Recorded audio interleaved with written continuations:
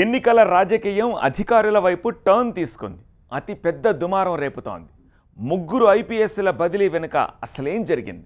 ఇది నిజంగా బదిలీలేనా లేక వారిని బలి చేసేశారా? వ్యవహారం ఇప్పుడు హైకోర్టుకు చేరింది. మరి ఇప్పుడు న్యాయం ఎటువైపు ఉంటుంది? అధికారుల వైపా లేక ఈసీ వైపా? మధ్యలో వస్తున్న ఆరోపణల సంగతి ఏమిటి? ఏపీలో ఐపీఎస్ అధికారుల బదిలీ దుమారం రేపుతోంది. ఇంటెలిజెన్స్ డీజీ ఏపీ వెంకటేశ్వరరావును కడప జిల్లా ఎస్పీ రాహుల్ దేవ్ శర్మ, శ్రీకాకుళం ఎస్పీ వెంకటరత్నం విషయంలో ఈసీ తీసుకున్న నిర్ణయం రాజకీయ కలకలానికి కారణమైంది. వ్యవహారం ఇప్పుడు హైకోర్టుకు చేరింది. ఈసీ నిర్ణయాన్ని వ్యతిరేకిస్తూ ఏపీ ప్రభుత్వం హైకోర్టు మెట్లెక్కింది. వారి బదిలీని సవాల్ చేస్తూ లంచ్ మోషన్ పిటిషన్ను దాఖలు చేసింది. ఇంటెలిజెన్స్ డీజీ ఎన్నికల విధుల్లో లేరని, అధికారిక పత్రాలను సమర్పించాలని ప్రభుత్వాన్ని హైకోర్టు ఆదేశించింది. కేసుపై సమగ్ర వివరాలతో ప్రమాణపత్రం దాఖలు చేయాలని ఈసీకి సూచించింది. మరోవైపు ఐపీఎస్ అధికారుల బదిలీ కేసులో వైసీపీ ఇంప్లీట్ పిటిషన్ దాఖలు చేసింది. దానిపై వాదనలు తర్వాతింటామని తెలిపింది ధర్మాసనం. కేసును గురువారానికి వాయిదా వేసింది. ఈ అంశంపై సీఎం చంద్రబాబు కేంద్ర ఎన్నికల కమిషన్కు లేఖ రాశారు. ఐపీఎస్ల బదిలీలను తప్పుపడుతూ 7 పేజీలతో లేఖ పంపారు. నిబంధనలకు విరుద్ధంగా ఈసీ వ్యవహరిస్తుందని తప్పుపట్టారు. వైసీపీ ఫిర్యాదుపై కనీస ప్రాథమిక విచారణ చేయకుండా 24 గంటల్లో చర్యలు ఎలా తీసుకుంటారని ప్రశ్నించారు. బదిలీలకు కనీసం కారణాలు కూడా వెల్లడించకపోవడం సరికాదన్నారు. ఇంటెలిజెన్స్ డీజీ ఎన్నికల విధుల పరిధిలోకి రారని, అలాంటప్పుడు ఆ పోస్టులో ఉన్న వ్యక్తిని ఎలా బదిలీ చేస్తారని తన లేఖలో ఈసీని ప్రశ్నించారు చంద్రబాబు. ఒక హత్య కడపలో జరిగితే ఆ హత్య ఇన్వెస్టిగేషన్ జరుగుతూ ఉంటే అక్కడ అధికారులందరినీ బెదిరిస్తే, భయభ్రాంతులు చేస్తే, డాక్టర్లు అందరూ భయపడిపోతూ ఉంటే ఇప్పుడు మళ్ళా మీరు ఎస్పీని ట్రాన్స్ఫర్ చేస్తే ఏ సంకేతం ఇస్తున్నారు మీరు? అంటే వాళ్ళు ఆడిందే ఆట ఈ రాష్ట్రంలో హత్యలు చేయమని వాళ్ళకి లైసెన్స్ ఇస్తున్నారా మీరు? డెమోక్రటిక్ ఇన్స్టిట్యూషన్స్ అన్ని నాశనం చేసేసారు.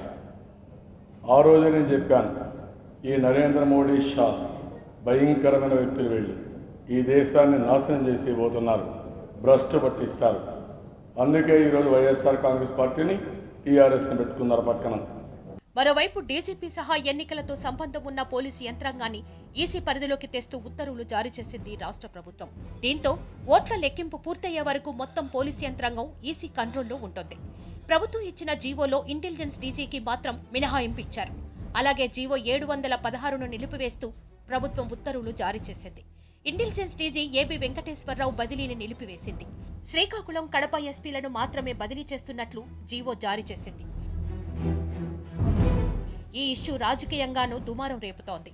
ఇందులో బీజేపీ, వైసీపీ కుట్ర ఉందని ఆరోపిస్తోంది టీడీపీ. తమ వాదనలకు ఆధారాలున్నాయి కాబట్టే ఈసీ బదిలీ చేసిందని చెబుతోంది వైసీపీ. అయితే కడప ఎస్పీ రాహుల్ దేవ్ శర్మను బదిలీ చేయడాన్ని తప్పుబడుతోంది టీడీపీ.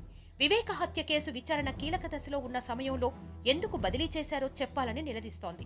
ఈసీని కలిసి బదిలీపై తమ అభ్యంతరాలను తెలిపింది టీడీపీ. దానికి తగ్గట్టుగానే మీరు ఆర్డర్స్ ఇవ్వడము, ఇంతవరకు భారతదేశంలో ఎక్కడ కూడా ఈ మాదిరి ఇంటెలిజెన్స్ అడిషనల్ డీజీని ట్రాన్స్ఫర్ చేసింది లేదు. ఎలక్షన్కు నోవేర్ సంబంధం లేదు ఆయనకి. ఆయన లా అండ్ ఆర్డర్ చూసుకునేవాడు కాదు, ముఖ్యమంత్రి రక్షణ చూసుకునేవాడు, ముఖ్యమంత్రి సెక్యూరిటీ చూసుకునేవాడు.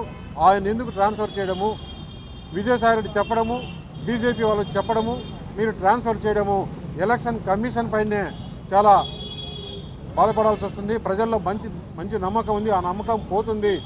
ఈసీ నిర్ణయాన్ని వైసీపీ స్వాగతించింది. డీజీపీని కూడా పక్కన పెట్టాలని డిమాండ్ చేశారు పార్టీ నేత సజ్జల రామకృష్ణారెడ్డి. ఓ పక్క డీజీపీ ఠాకూర్, ఇంకో పక్క ఏబీ వెంకటేశ్వరరావుగా అడుగులు ముందుకు వేస్తున్నారు చంద్రబాబు నాయుడు గారికి. ఆయన చేస్తున్న తప్పుడు పనులను ఇచ్చేయడం కోసం ఈయనను తీసి పక్కన పెడుతూ ఈసీ తీసుకున్న నిర్ణయం అనేది మేము ఆహ్వానిస్తున్నాం. వైఎస్ఆర్సీపీ ఆహ్వానిస్తోంది.